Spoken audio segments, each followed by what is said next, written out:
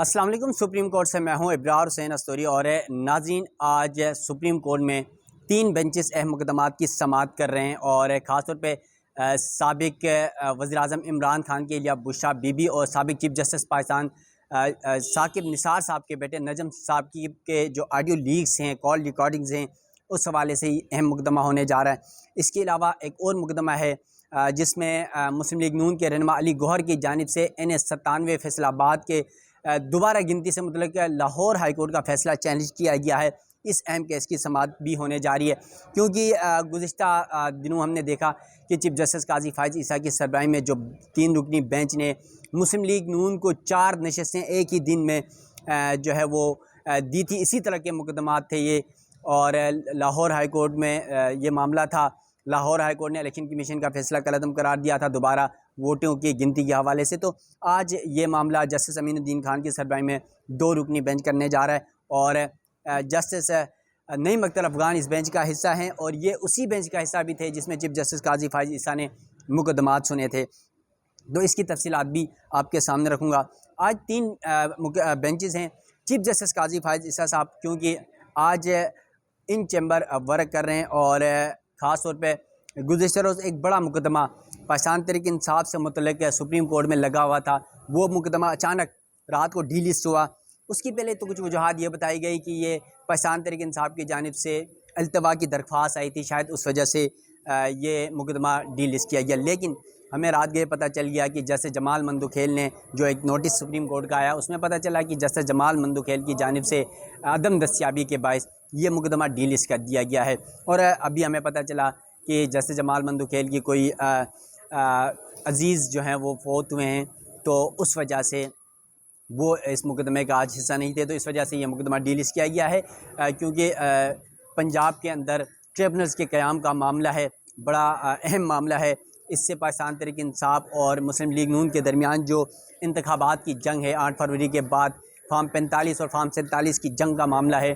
وہ تمام مقدمات ٹریبونلز نے سننے ہیں، اور اس میں پہلے لاہور ہائی کورٹ اور الیکشن کمیشن کے درمیان جو ڈیڈ لاک تھا اس کی وجہ سے بہت سارے مسائل آئے، اور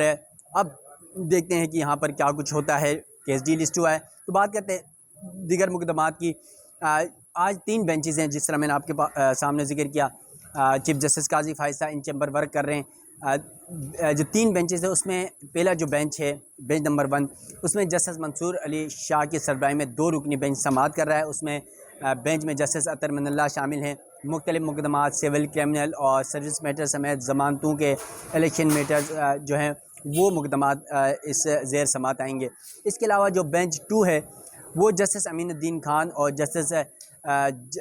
نعیم اختر افغان پر مشتمل ہے۔ 2 رکنی بینچ ہیں یہ تمام بینچز آج، اور بینچ نمبر 3 جو ہے 2 ایڈہاک ججز جسٹس سردار طارق مسعود اور جسٹس مظہر عالم میاں کھیل پر مشتمل ہے۔ آپ کو پتہ ہے یہ دونوں ججز چیف جسٹس قاضی فائز عیسیٰ اور سوری ناظرین کیونکہ میرا پیج اڑ کے جو ہے نا وہ دور چلا گیا، تو آج یہ سماعتیں ہونے جا رہی ہیں، اور جسٹس طارق مسعود اور جسٹس مظہر عالم میاں کھیل کی میں بات کر رہا تھا، جو دونوں ایڈہاک ججز ہیں چیف جسٹس قاضی فائز عیسیٰ کے دور میں ہی 1 سال کے لیے ان کو بطور ایڈہاک جج، کیونکہ یہ دونوں سپریم کورٹ کے ججز ہیں، انہیں لگائی گیا اور یہ مقدمات کی سماعت کر رہے ہیں۔ تو آج جو اہم مقدمہ ہے وہ ہے عمران خان کی بیوی بشرا بی بی اور ان کے جو رہنما ہے پاکستان تحریک انصاف کے زلفی بخاری کی آڈیو لیکس کا معاملہ، اور پھر سابق چیف جسٹس ثاقب نثار کے بیٹے نجم ثاقب اور پاکستان تحریک انصاف کے جو رہنما تھے، امیدوار تھے ٹکٹ کے، ابو ذر چٹ کی جو آڈیو لیکس تھی، اس معاملے پر اسلام آباد ہائی کورٹ کے فیصلے کے خلاف سپریم کورٹ میں اپیلیں ہیں وفاقی حکومت کی جانب سے۔ اس معاملے پہ سماعت ہونے جا رہی ہے۔ تو سب سے پہلے بشرا بی بی کی اور زلفی بخاری کے جو آڈیو لیکس ہے اس کا تھوڑا سا آپ کو بیک گراؤنڈ بتا دیتا ہوں کہ بشرا بی بی اور زلفی بخاری کے درمیان ایک آڈیو لیکس کا معاملہ جو لیک ہوا تھا، وائرل ہوا تھا، وہ تھا 8 دسمبر 2022 کو منظر عام پر آیا تھا،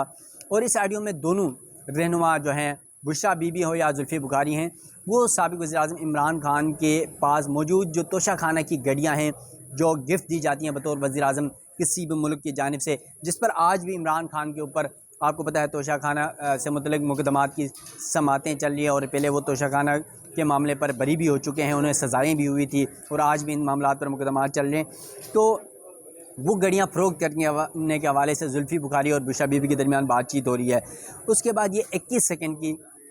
ویڈیو تھی، آڈیو ریکارڈنگ تھی مبینہ طور پر، اور سوشل میڈیا پر وائرل ہوئی، اس پر سوالات اٹھائے گئے سوشل میڈیا صارفین کی جانب سے، اور پھر یہ معاملہ اسلام آباد ہائی کورٹ آیا۔ اب جب یہ معاملہ اسلام آباد ہائی کورٹ آیا تو جو سابق چیف جسٹس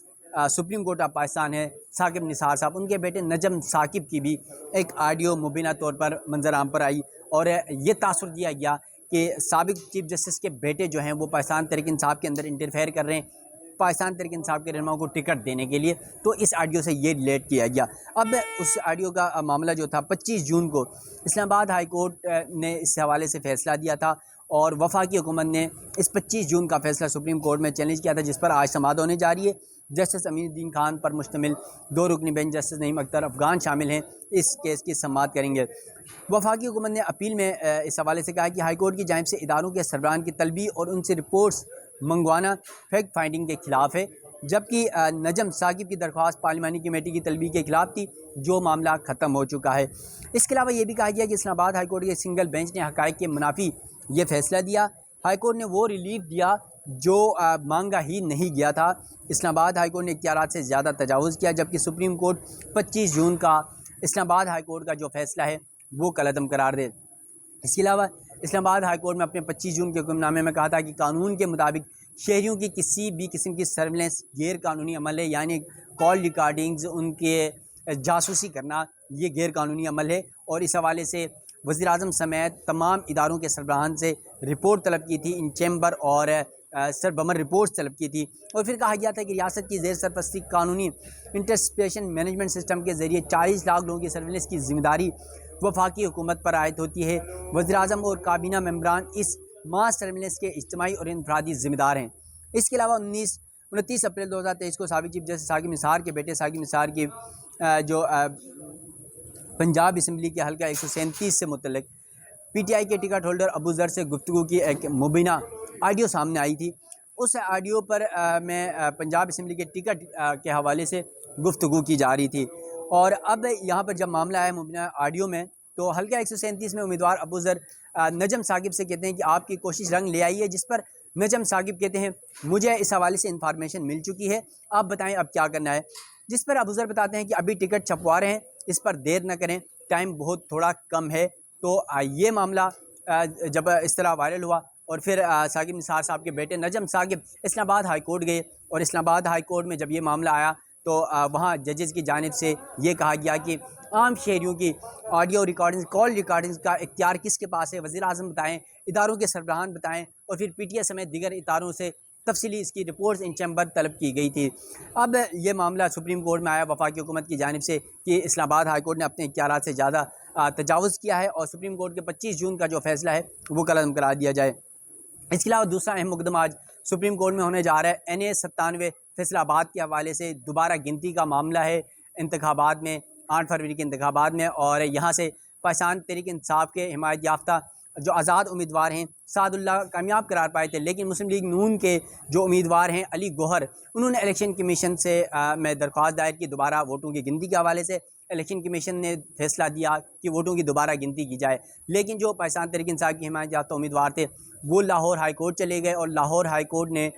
اس معاملے پر الیکشن کمیشن کا جو فیصلہ تھا دوبارہ ووٹوں کی گنتی کے حوالے سے اسے کالعدم قرار دیا، اور لاہور ہائی کورٹ کے فیصلے کے خلاف مسلم لیگ نون کے جو رہنما ہیں علی گوہر، اب وہ سپریم کورٹ آ چکے ہیں۔ اس حوالے سے آج اہم کیس کی سماعت ہونے جا رہی ہے۔ اگر میں گزشتہ کچھ دن قبل کی بات کر لوں تو چیف جسٹس قاضی فائز عیسیٰ کی سربراہی میں 3 رکنی بینچ نے 4 نشستوں پر، 3 قومی اسمبلی کی اور ایک صوبائی نشست جو ہے پنجاب کی صوبائی نشست تھی، اس پر پاکستان مسلم لیگ نون کے حق میں اسی طرح کا مقدمے پر فیصلہ دیا ہے۔ تو یقیناً آج بھی ایسا ہی لگ رہا ہے کہ پاکستان مسلم لیگ نون کو سپریم کورٹ سے ایک اور بڑی خوشخبری ملنے والی ہے، وہ NA کے حوالے سے، اور اس حوالے سے یہ بھی تاثر دیا جا رہا ہے کہ جو مخصوص نشستوں کا معاملہ سپریم کورٹ نے سنایا تھا 12 جولائی کا، اس حوالے سے کہا جا رہا ہے کہ اب یہ سیاسی اور صحافیوں کے یہ تبصرے ہو رہے ہیں اس وقت کہ چیف جسٹس قاضی فائز عیسیٰ یا سپریم کورٹ اس معاملے کو برابر کرنے جا رہی ہے جس طرح 3 قومی اسمبلی کی نشستیں پہلے دی گئیں، اب ایک اس کا بھی امکان ہے کہ یہ بھی مسلم لیگ نیند کو مل جائے گی۔ تو دیکھتے ہیں آج سماعت ہونے جا رہی جسٹس امین الدین خان کی سربراہی میں 2 رکنی بینچ، جسٹس نعیم اختر افغان اس بینچ کا حصہ ہیں، دونوں ہی مقدمات کی سماعت کریں گے۔ ایک 7ویں نمبر پر لگا ہوا ہے سیریل نمبر، اور ایک 9ویں نمبر پر لگا ہوا ہے۔ تو کچھ دیر بعد اس دونوں اہم کیسز کی سماعت ہوگی، تو ان کیسز کا جو بھی فیصلے آئیں گے اس حوالے سے بھی آپ ناظرین کو آگاہ کروں گا۔ سپریم کورٹ سے مجھے دیجیے گا اجازت، اللہ حافظ۔